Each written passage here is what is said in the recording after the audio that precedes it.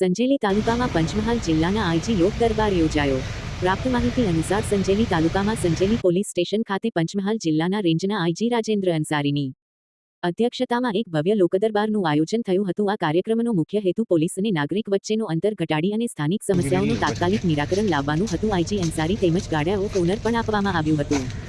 સંજેલી તાલુકામાં લોક દરબારમાં લીંબડી અને સંજેલીને આજુબાજુના ગામમાંથી મોટી સંખ્યામાં નાગરિક ઉપસ્થિત રહ્યા હતા। આ દરમિયાન લોકોએ ગેરકાયદેસર દારૂ ધંધા, ખરાબ રોડ રસ્તા, ટ્રાફિકની સમસ્યા, કચરાના ઢગલા, મૂતરડી સુવિધા, પાણીની સમસ્યા, લાઇટની સમસ્યા, સીસી કેમેરા, ગટર લાઇન અનેક મુદ્દાઓ આઈજી સમક્ષ રજૂ કર્યા હતા। સંજેલી તાલુકામાં પોલીસ સ્ટેશનની માંગ કરવામાં આવી હતી। કરંબા, માંડવી અને નેમિતી નવા પોલીસ ચોકી બનાવવાની માંગ કરી હતી। જ્યારે કેટલાક નાગરિકો પર પ્રાંતીય વ્યક્તિઓ દ્વારા રાત્રે થતી ચોરી અને શંકાસ્પદ પ્રવૃત્તિઓને અંગે પણ ચિંતા વ્યક્ત કરવામાં આવી હતી। આજે રાજેન્દ્ર અંસારી દ્વારા તમામ લોકોને ફરિયાદ ધ્યાનપૂર્વક સાંભળી અને તેમને ઝડપી નિરાકરણની ખાતરી આપવામાં આવી હતી। આઈજી દ્વારા ગેરકાયદેસર દારૂ અને તાળી જુગાર ધંધાઓને ગુનાખોરી નિયંત્રણ માટે કડક કાર્યવાહી કરવા માટે નિર્દેશ આપવામાં આવ્યો હતો। આ ઉપરાંત લોકોને સુરક્ષા અને સલામતી માટે જનજાગૃતિ કાર્યક્રમ કરવા માટે પણ અભિયાન ચાલુ કરવાનું પણ કહ્યું હતું। આજે સંજેલી પોલીસ સ્ટેશન વાર્ષિક નિરીક્ષણ પણ કર્યું હતું, જેમાં પોલીસ મથકની કામગીરી અને સુવિધાનો પણ સમીક્ષા કરવામાં આવી હતી। આ કાર્યક્રમમાં દાહોદ જિલ્લાના એસપી રાજદીપસિંહ ઝાલા, ચાલોદના ડીવાયએસપી આર પટેલ, ચાલોદના પી.આઈ. ગામિત, એલસીબીના ઘાટ અને સંજેલી પોલીસ સ્ટેશનના પી.આઈ. રાવત, સંજેલીના પોલીસ સ્ટાફ અન્ય અધિકારી પણ ઉપસ્થિત રહ્યા હતા। પ્રતિનિધિ કપિલ બારિયા, સંજેલી પોલીસ સ્ટેશન વિસ્તારના નાગરિકોને જાણ કરવામાં આવી હતી। પ્રિન્ટિંગ મીડિયા દ્વારા અને ઇલેક્ટ્રોનિક્સ મીડિયા દ્વારા આ જાણ કરવામાં આવી હતી। આ અનુસંધાને આજે સંજેલી પોલીસ સ્ટેશન ખાતે લગભગ 60 થી 70 જેટલા નાગરિકોએ જુદા જુદા પ્રશ્નોની રજૂઆત કરીને પ્રશ્નો સાંભળવામાં આવ્યા છે।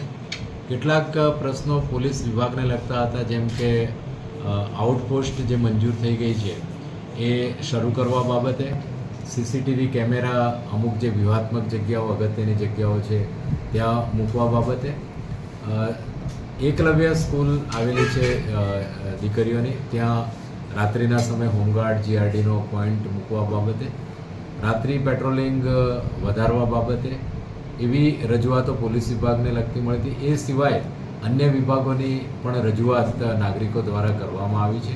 કેટલાક વિસ્તારમાં સ્ટ્રીટ લાઇટ આ ચોમાસાની સિઝનના કારણે બંધ છે, રસ્તાઓમાં અમુક જગ્યાએ ખાડા વગેરે પડી ગયા છે, તો એ ઝડપથી રિપેર થાય, એવી નાની મોટી રજૂઆતો અમારી સમક્ષ કરવામાં આવી હતી। જે પોલીસ વિભાગને લગતા જે પ્રશ્નો છે એના નિરાકરણ માટે આ ત્રણેય પોલીસ સ્ટેશન વિસ્તારના સિનિયર પોલીસ ઇન્સ્પેક્ટર અને ડીવાયએસપીને હાજર રાખવામાં આવ્યા હતા। સાથે સાથે પોલીસ અધિક્ષક દાહોદને પણ હાજર રાખવામાં આવ્યા હતા।